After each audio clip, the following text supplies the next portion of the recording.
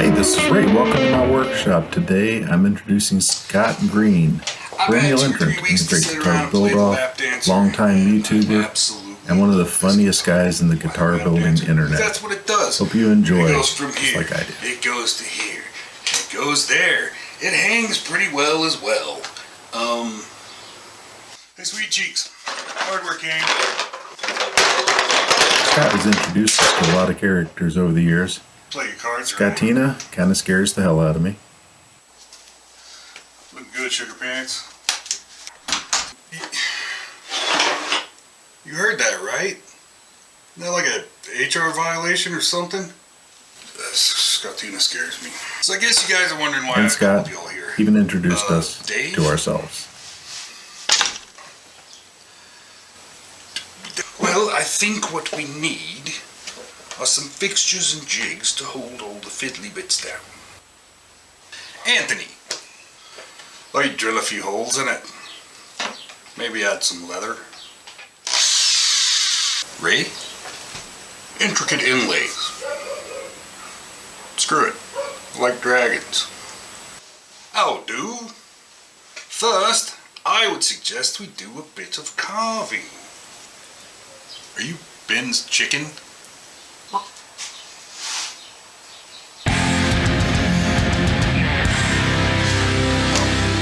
Yes.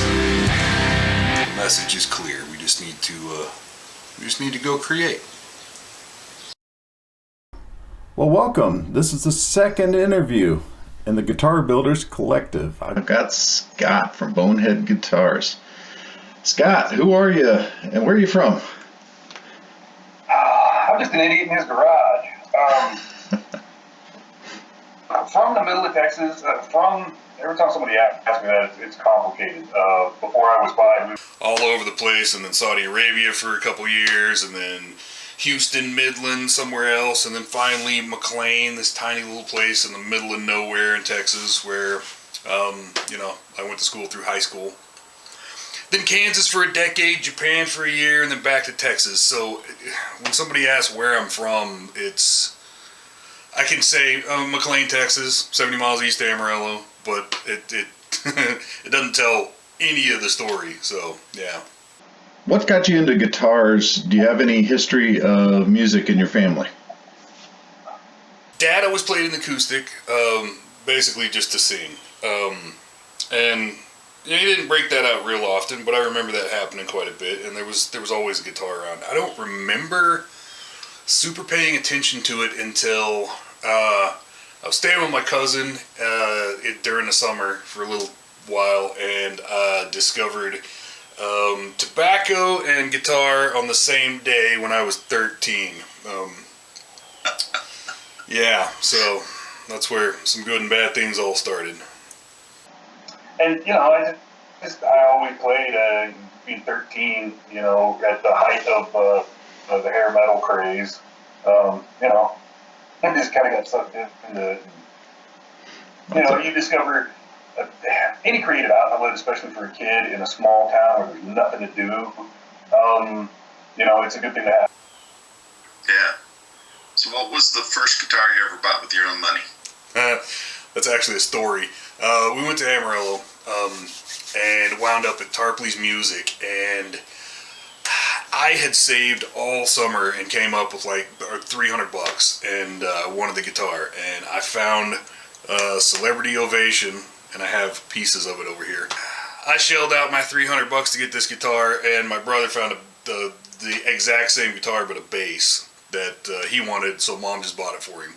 And I had resentment over that event for years and years and years until Mom finally explained it. But I actually do have chunks of the damn thing, and it's Really?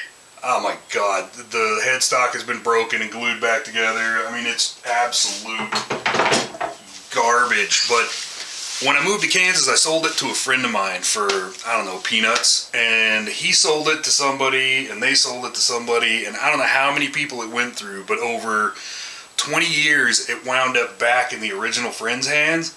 And he sent it with my brother one Christmas as a Christmas present. So this piece of garbage, after all these years, came back to me. Yeah, I was watching 5 Watt World last night, and they were talking about Jimmy Page and how he has almost every guitar that he has ever owned and played. And with the exception of the ones that were stolen, and some of those he found and got them back. Yeah. So that's guitar acquisition syndrome through the roof. Yeah, well, you got Jimmy Page's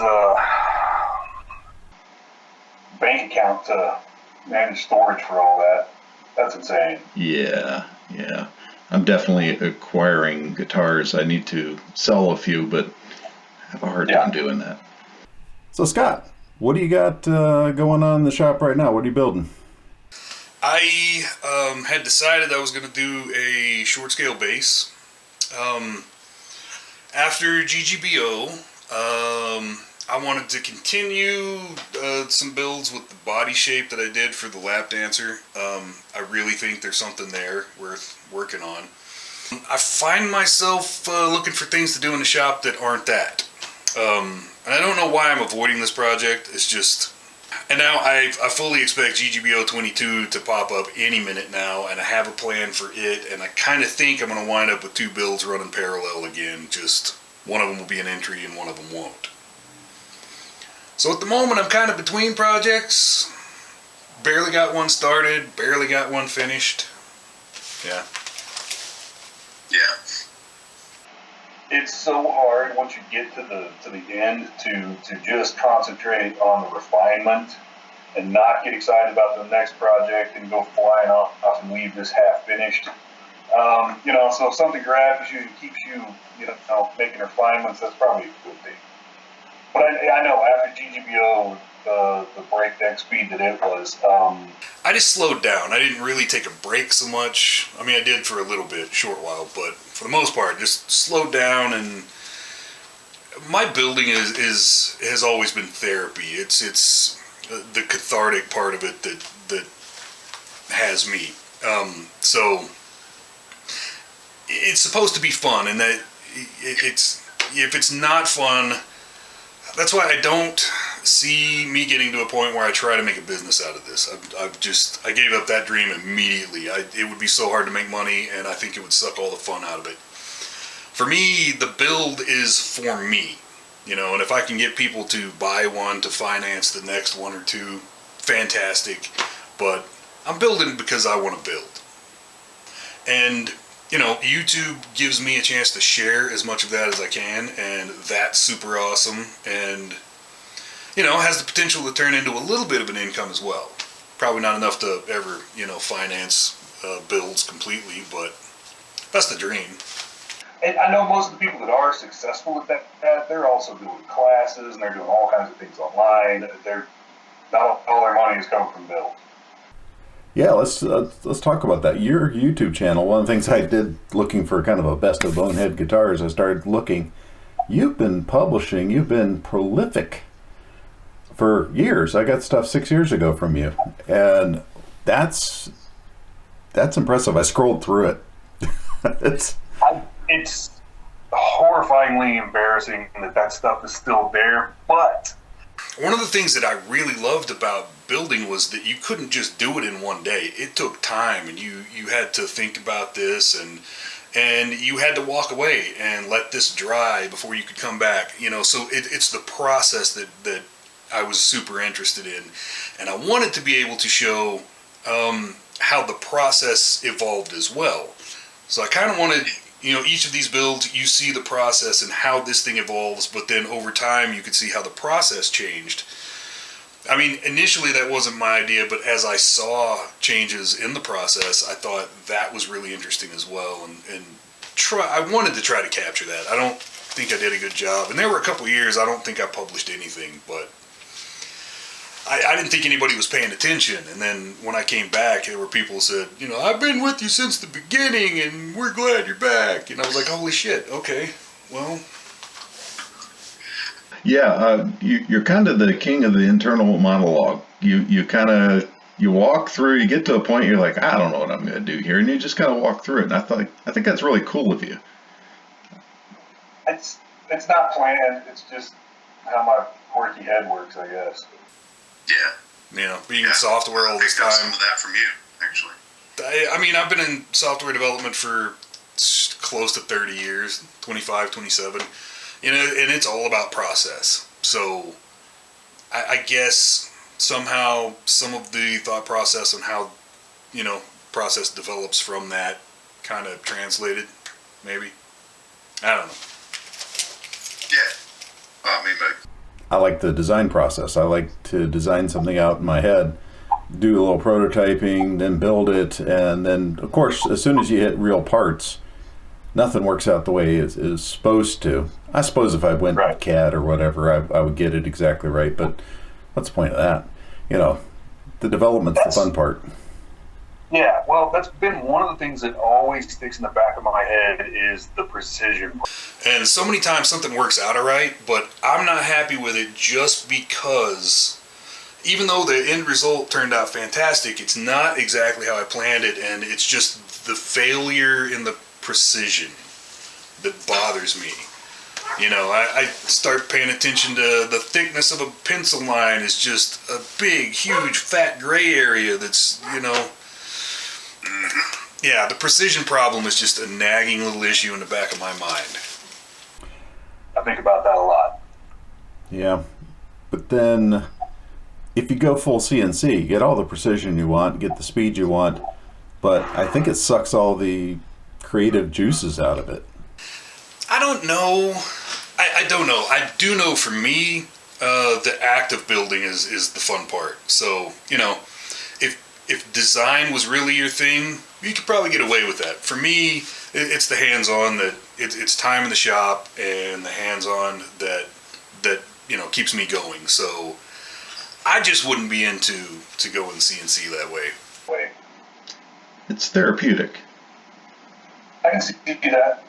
Yeah. You know, I mean, I spend all day sitting at a computer crafting something, you know. That's the same type of thing. I'm with you, man. I'm on Teams calls all day long, and when it gets to the end of the day, I'm like, okay, go get a little bite to eat. I'm going to go down into the shop, and I'm just going to turn some music on and build something because it has a different energy generated, I think. what do you think about having a YouTube channel? I mean, just in general, is it worth the work? I mean, you're making a little bit of income from it. It's absolutely worth it. Just the interactions I get from people, and even early on, you know, the few people that were paying attention, and it's always blown my mind that anybody ever paid attention. But all of the people that do, and especially, you know, in the last 2 or 3 years since GGBO came along, and my subscriber base more than doubled, but those people, they're all so supportive and interesting in the observations that they provide that I never even thought of. But what really got me the most was, you know, the whole idea behind the initial GGBO, you know, to give people some entertainment and something to pay attention to during lockdowns and all this. It really floored me. My biggest takeaway from the first GGBO was the number of people that told me that, you know, you gave them something to pay attention to get their mind off of stuff when they needed something the most. That what I was doing, being an idiot on camera, was immeasurably valuable to them at that time. You know, to know that you can have an impact on people that way is amazing, but I never in a million years would have pictured that being the case. I'm just an idiot in his garage, you know? Yeah, for a short while after, I was doing projects and I wouldn't turn the camera on. I was just kind of doing stuff out there.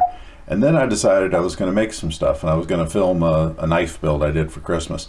And I filmed it, and I'm like, oh yeah, I remember what this is like. This is kind of cool. I can get a nice shot here, a nice angle here. This is gonna look good, and it adds an extra bit of energy, I guess, to the project. Sometimes I can bang out 2 or 3 episodes in a day if I really wanted to. That's not always the case, but my stuff is fairly linear, so usually it's, you know, I take this clip and I just cut out all the ums and ahs and dead noise and, you know, all that kind of stuff, and just smash it together into something that hopefully tells kind of a story and is a reasonable amount of time. Yeah. Yeah, you do keep that simple. That's good. Every time I turn around, I'm like, I'm going to learn a new trick on DaVinci. I'm going to learn how to green screen. I'm going to learn how to do this. And that'll take 4 hours to learn that trick or whatever it is I want to insert. And I know it's not part of the guitar building, but it's part of my education. Yeah, Izak, Magic Attic.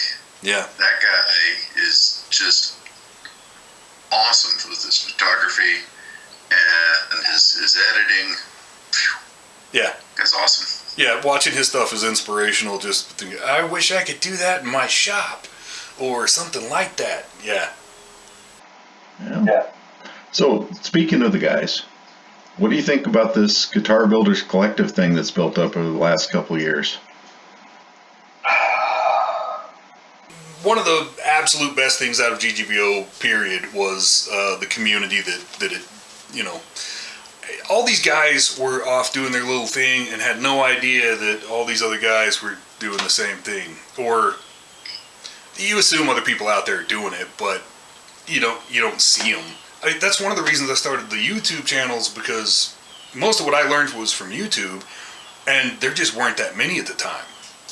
So, but an event like this that brought everybody together and let everybody see each other was just phenomenal all on its own. But to bring the group together, it's where we're always discussing usually guitar stuff, sometimes other things, but just a great group of guys that just get to interact all day. You can have a running joke on there that goes for years. Yeah. Like this T-shirt I'm wearing. You know what that is? I can't quite see. Well, it's you striggle. It's yeah, we'll keep that one in the group, but yeah, exactly. So when new people do come in, there is an orientation period, and we don't have documentation on all the things they need to get caught up on. But well, the first rule is turn your notifications off. Otherwise, some idiot's gonna attempt to do a video call in the middle of the night accidentally. Yeah. Well, you'll have a long-running 3-hour conversation while you're sleeping, and yeah, I refer to it as my battery shredder. Yeah, I get up in the morning, that's one of the first things I do is say, what the heck happened on the other side of the world? Because it literally is the other side of the world. Yeah, and at some point, I don't even consider catching up. It's not going to happen. I'll scroll back and skim a little. So what do you think of a great guitar build-off for this year, last year? I know we all had our year 2 was a little weird, but what do you think about for this year? What are you hoping for? There were some problems in the first 2, and there are gonna be some growing pains. I mean, the first one they had no idea what it was going to turn into. Second one they didn't know, how big of a deal it would be. I hope that some lessons have been learned, and I think one of the big adjustments that needs to happen is in participants' minds, and the mindset of how to approach this. And I fall into it too. I'm like the least competitive human being on the planet. Winning is not. I couldn't care less. But you do want to. You want to be seen and feel like people have really witnessed and seen what you've done. And I think there was something about it. I'm not sure I could really put my finger on it, but there were fantastic builds last year that had just a handful of votes, and it was just a travesty.